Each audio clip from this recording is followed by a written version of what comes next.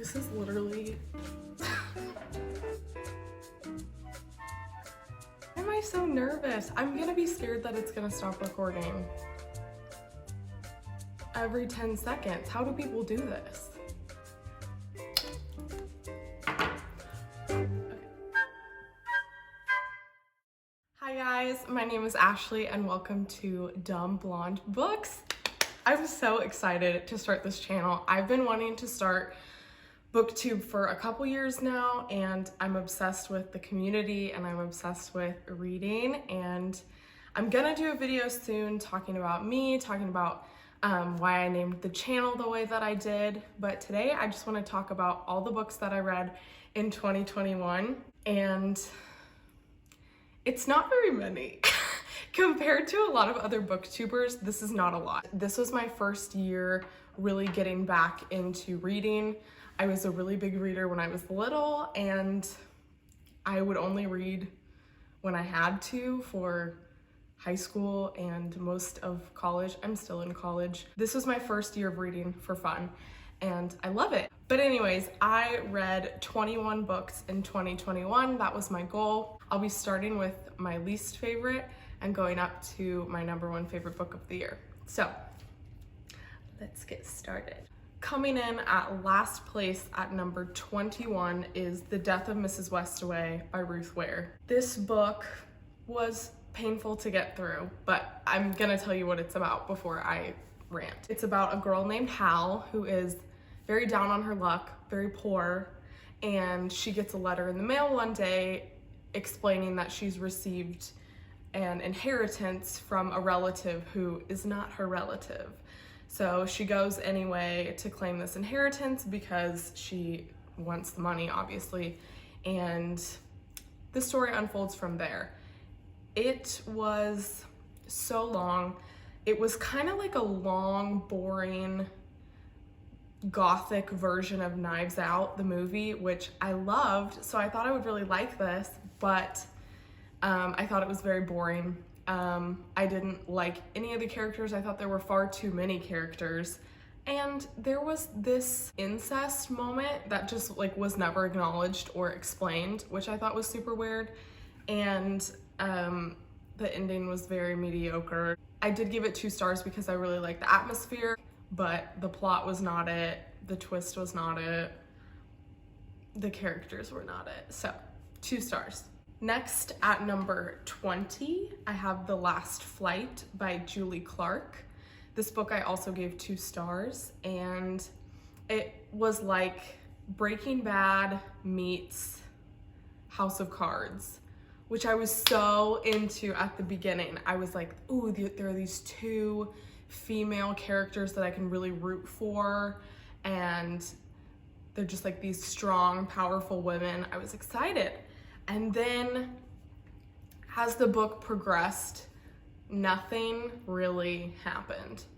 The setup, phenomenal. After that,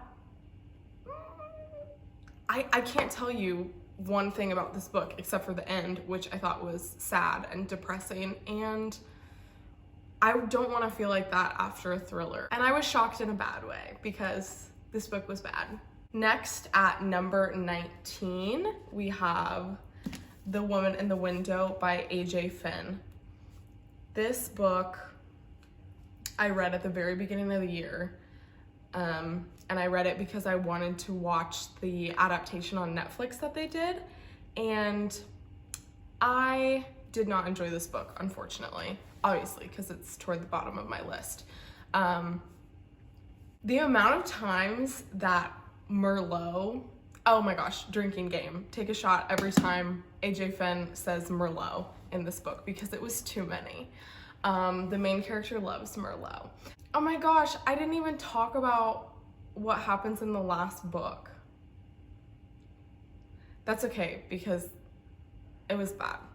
Anyways, I will tell you what happens in this book. This book follows our main character, Anna Fox, and she is an agoraphobic, so she stays inside and she doesn't leave her apartment.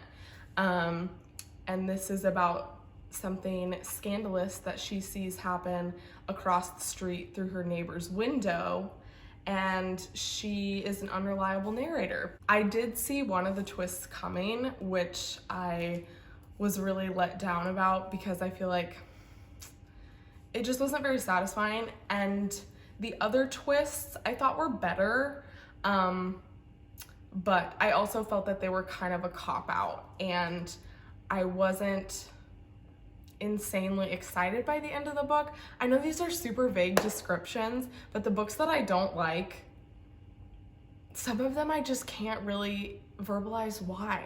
I gave it 2.5 stars because I do think it was more well thought out than some of the other books I read this year. But also, AJ Finn apparently plagiarized this book, so I don't know if I should be endorsing it, not endorsing it. It is okay. I gave it a 2.5, right down the middle. Okay, this next one is gonna be hard. At number 18, with 2.5 stars, book 2 is literally gonna hate me already. Number 18 is Verity by Colleen Hoover. Ugh, I wanted to like this book so bad, and the beginning was so good. And I'm definitely gonna read more by Colleen Hoover, but probably not her thrillers, because this was the biggest letdown of 2021. Easily the biggest letdown. I was so excited, and I loved the romance part of this book, but that was the only good part of this book. The ending is really what I have an issue with. This is what Verity felt like to me. It felt like Colleen Hoover was like, oh, I have 2 mediocre endings for this book, but I can't decide which one to use. So I'm literally just going to put them both in there and make it an ambiguous ending and leave it up to the reader, and they can decide which ending is less horrible. Like, I don't even think she knew how it actually ended, and I hate that. I hate that so much. Oh, I need to tell you what this is about. Ugh. Okay, so this book is about Lowen, a young woman who gets a job to finish a book series for a very famous author who is in a coma and can no longer finish the series. So she goes to the house of this woman and is there to go through her notes and really get in the mind of the author. And while she's there, the woman who's in a coma, her name is Verity, her husband and child are also living at the house, and a romance ensues between Lowen and Jeremy, the husband, and you go from there. Maddening. The end. Okay. But I think some people will like it, so read it and then we can talk about it. Or if you've already read it, we can talk about it. At number 17, we have Lock Every Door by Riley Sager. Now, this is my other unpopular opinion. I did not like this book. I didn't hate it, but I didn't like it, and I was so excited because look how cute the book is, but it was so bad. No, it wasn't so bad. I shouldn't say that. It was mediocre, and this was so predictable. I guessed the twist in like the first quarter of the book, maybe even sooner. Let me just tell you what it's about. I keep forgetting to do that. This is about a girl named Jules who gets a job to apartment set for a bougie, glamorous apartment in the city. What city? Manhattan. Oh, fun. She is like, this seems too good to be true. I'm gonna get paid a stupid amount just to like live in this apartment. Like, that is awesome. And then she realizes people in the apartment start to disappear. I guess the twist, like I said, so early on it was painful, And the other thing I didn't like about this book, the characters didn't read as people. I was picturing cartoon people as I read this book, which was so sad, and I hated it. It just seemed unhuman. But it's annoying because objectively, I like the twist and I like the plot, but the way it was executed just did not do it for me. I didn't like that the end was very all ends tied up, happily ever after. I like an ending to be somewhere between an ambiguous ending like Verity and all ends tied up and everybody lived happily ever after. I hate that. So I gave this book 3 stars. I can still see how objectively it is a decent book, but it was not my cup of tea. Next, at number 16, we have The One by John Mars. This book is a dystopian sci-fi thriller, which follows several different perspectives in a world where you can take a DNA test and it will match you to your soulmate online. So it's like a dating service that is your biological soulmate. I liked parts of this book. I didn't like the book as a whole. I thought some perspectives were definitely more interesting than others. There were definitely 1 or 2 times where my jaw dropped at a little twist, especially towards the beginning of the book. It was just a very average thriller for me, but I can see how this would be interesting to some people, and if that premise sounds interesting to you, I would recommend that you read it. 3 stars. Next, at number 15, and the only YA book that I read in 2021 is The Selection by Kira Cass. This book is like a mix between The Hunger Games and The Bachelor, which is how everybody markets it, but it's accurate. Oh my god, everybody knows what The Selection is about. Do I really have to tell you what this is about? This book follows a girl named America. She enters a bachelor-type dating show to find a princess for the prince. It's just very classic YA, but I really liked it. I surprisingly thought it was both entertaining and sweet. And I was really surprised how much I wanted to know what happened by the end of it. So this may or may not be a series that I continue. 3 out of 5 stars.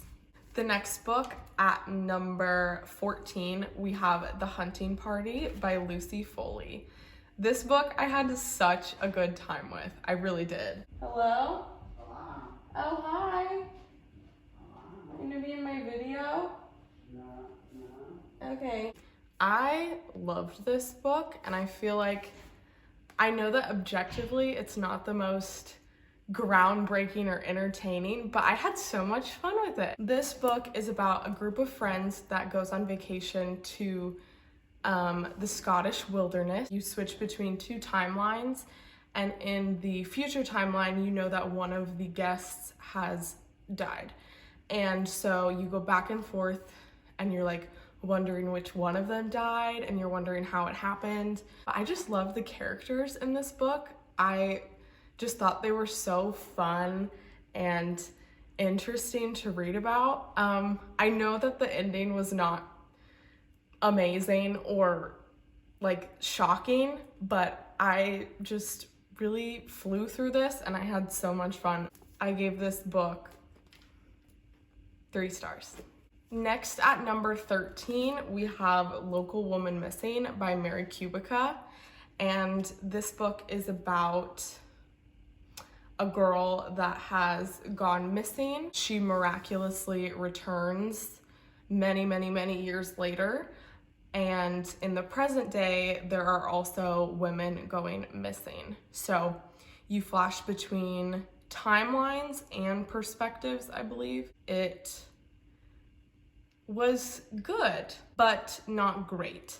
I feel like the end of this was just such a letdown, and the twist at the end was revealed in a way that was very anticlimactic, and I didn't love it. It seemed a little unbelievable. But the beginning, especially the first chapter, that was the part of the story that hooked me in and that I wanted to know how it connected and why it was important, which maybe if you've read the book, you can see why I thought the end was such a letdown. I thought it was very well written, and I thought it brought some very good commentary about some of the things that go on when women give birth that are kind of glossed over, or like that women don't know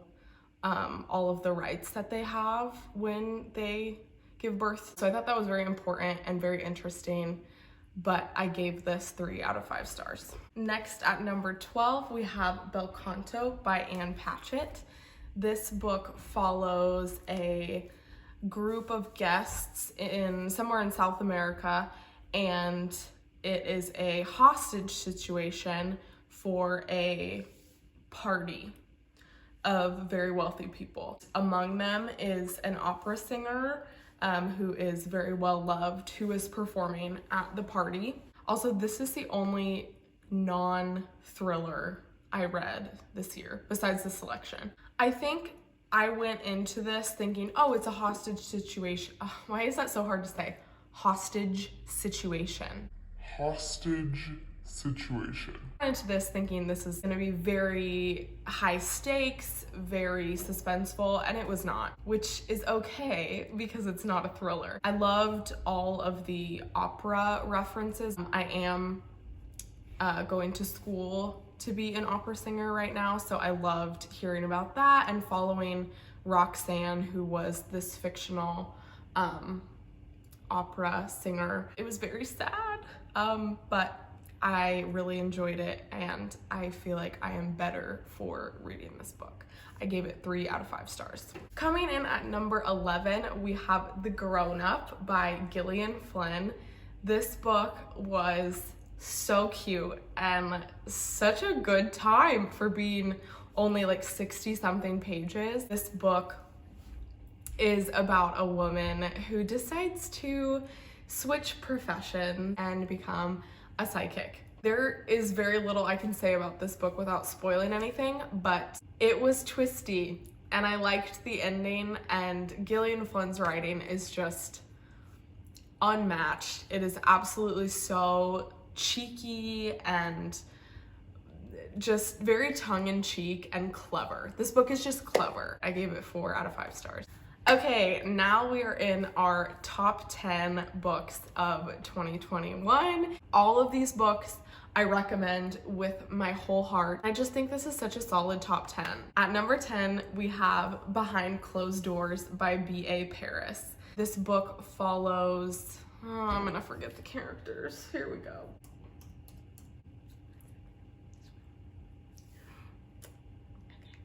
Oh, duh, their names are Jack and Grace, literally like the most basic white people names of all time. It's this married couple, Jack and Grace, and you're switching between a past perspective and a future perspective, and they slowly meet in the middle to kind of like figure out what is going on. This couple is not all that meets the eye, and behind closed doors, there is something very sinister happening. This book doesn't have a twist per se. It is just very high stakes, graphic, not necessarily, well, if you were triggered by dogs passing, don't read this book. I loved the representation of a significant character with Down syndrome. I thought it was awesome to read about, and I loved this character, and I thought it was very well done. I gave this 4 out of 5 stars. At number 9, we have The Push by Ashley Audrain.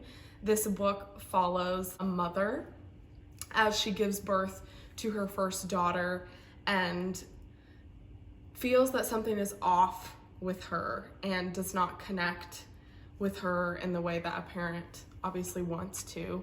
This is a creepy kid book, and it was horrifying. I would not read this book if you are a new mom or soon going to be a new mom because it draws upon every fear that I think I would have having a child. The end, it's one of those last sentence twists in a book, and it was haunting, and it was so beautifully written, by the way. I think this was the most beautifully written book I read in 2021. Just gorgeous. I gave this book 4 out of 5 stars.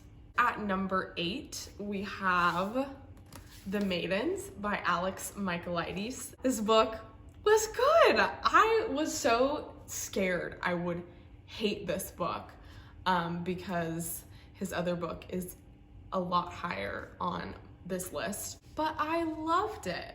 I was pleasantly surprised. This book follows a woman named Mariana as she goes to visit her niece at Cambridge University, and she goes to visit her because murders have been happening at the university, including one of her niece's best friends. Gorgeous, dark academia, bougie college setting. The twist was actually really good. I know people don't like it, and it definitely was not as good as his other book, which I'll be talking about in a second, but I loved it. I gave it 4 stars.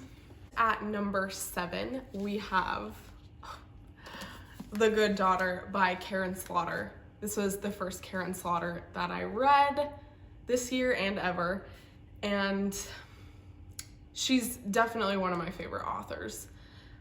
This is the story of sisters, and you briefly flash to the past at a few times throughout the book, but it is about tragic things that have happened in their life, as well as a current day mystery that one of the sisters is caught up in, and the other sister drops everything to come be with her sister and solve this mystery.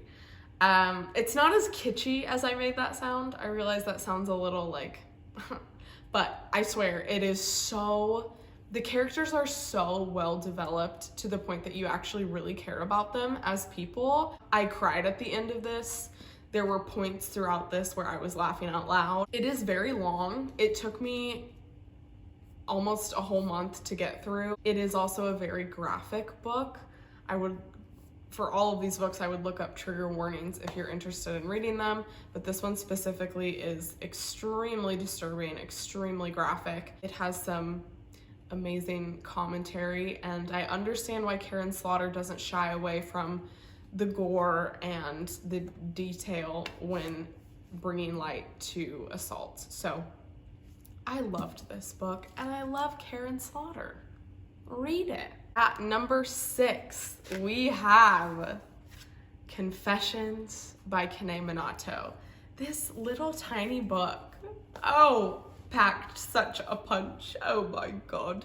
So this book follows a teacher, and at the very beginning of the book, she addresses her class during like her end of the year spiel, you know, how teachers do. Oh, what a great year we had, and oh, we just did so many good things. She explains how she will be retiring as a teacher, and she explains that she's retiring because her daughter passed away, and she explains that she knows that the death of her daughter was not an accident, and that 2 students in the class are responsible, and she knows exactly who they are. This is a crazy book. There is a huge twist at the end of the first chapter and a huge twist at the end of the last chapter. And my mind is blown.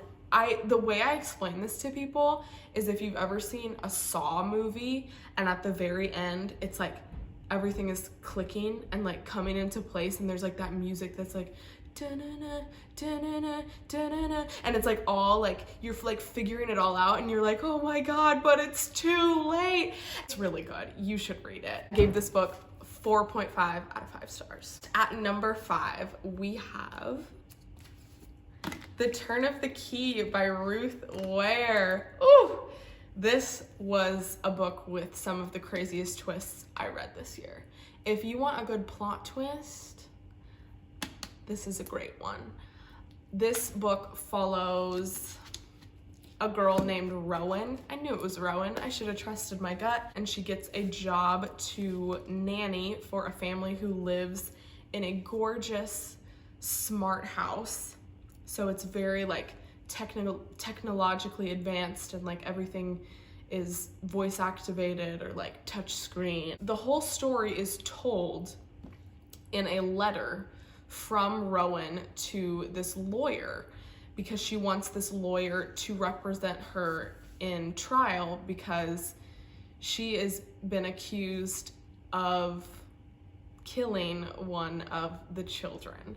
I was a little upset at the end, but I understood it, and I understood why it had to end the way that it did.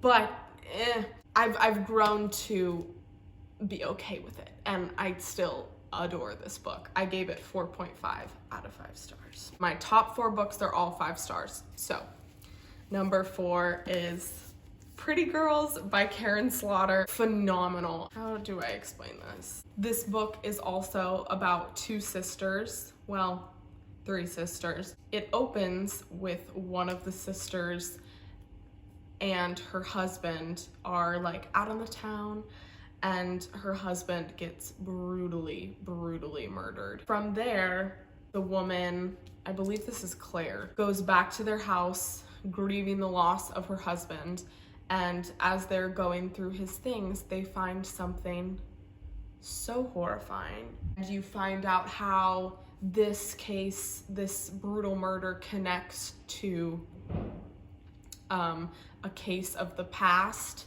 These sisters also lost their 3rd sister.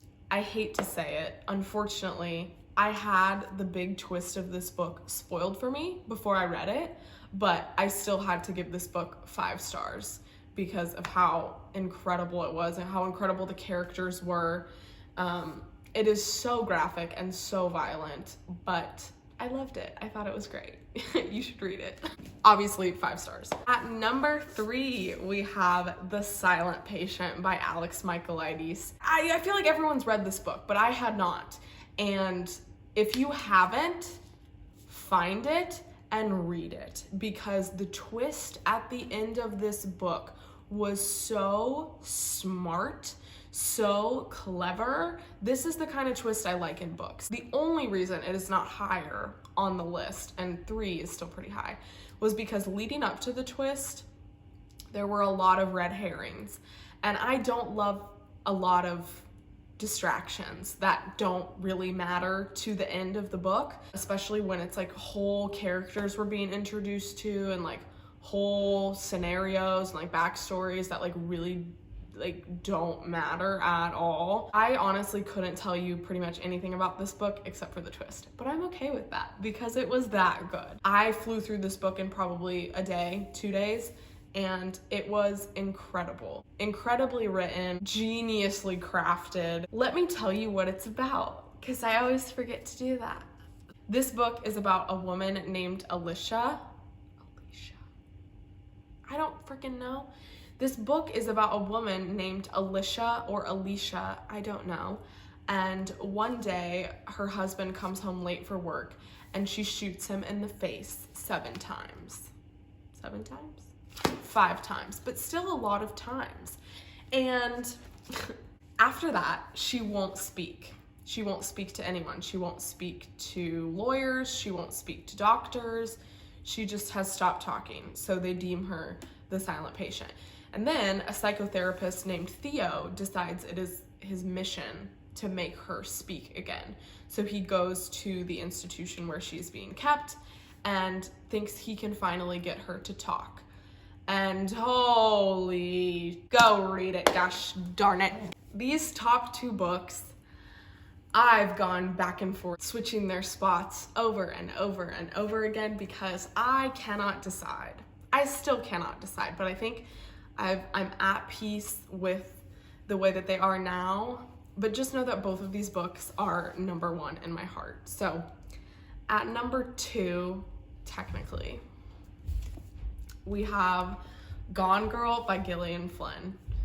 I had not read this book. I had not seen this movie. I had no idea what this book was about.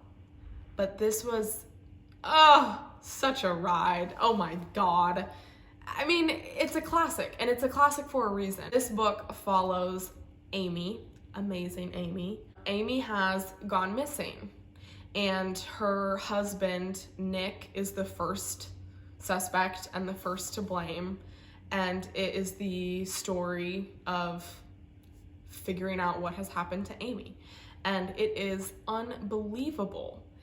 I was so sucked in by the writing, first of all. I mean, Gillian Flynn is just such an incredible author, and she's from Kansas City, which is very cool because that is where I'm from. And I'm obsessed with all of her characters because I feel like I know them so well. This book was just so fun. Like, it was just such a good time. And I have had just so many crazy discussions about this book because I feel so passionately about it. If you don't know this twist, you have to read it. You have to read it. What are you doing? Go read this book. Now, the number 1 book that I read in 2021 is The Kind Worth Killing by Peter Swanson. This was actually the first thriller that I read this year, and it has stuck with me so vividly the entire year that nothing compared. My reading experience with this book was insane. I'm pretty sure I read this in a day, probably less than a day, and I'm obsessed with it. I'm obsessed with this book. This book starts off with a man and a woman meeting in an airport bar, and they decide over drinks to play a little game. And the man discloses to the woman that he would like to kill his wife, jokingly, of course. And the woman says, well, let me help you. Let's do this. Let's kill your wife. And the story unfolds from there in a way that you would never expect. I promise. I promise. And I was on the edge of my seat, there are twists throughout this book, throughout the chunks. And that was a gross way to say that. Throughout the chapters. I mean, there are chapters, but then there are like sections of the chapters. But, oh my gosh. And the end of this book, like, okay, so there are twists throughout. I will say the first twist was my favorite. How do you do that as an author? Like, just genius. And then the end, are you kidding me? That last page, stop it. Like, just stop it. Oh my God. I'm obsessed with it, and you have to read it. Okay. So that is it. That is all the books that I read in 2021. Thank you so much for watching. I do plan to post TBRs, wrap-ups, definitely the booktuber newbie tag so you guys can get to know me a little bit. I'm just so excited to be here, so excited for another year of reading, and I'll see you guys next time. Bye. Should I know what these books are about?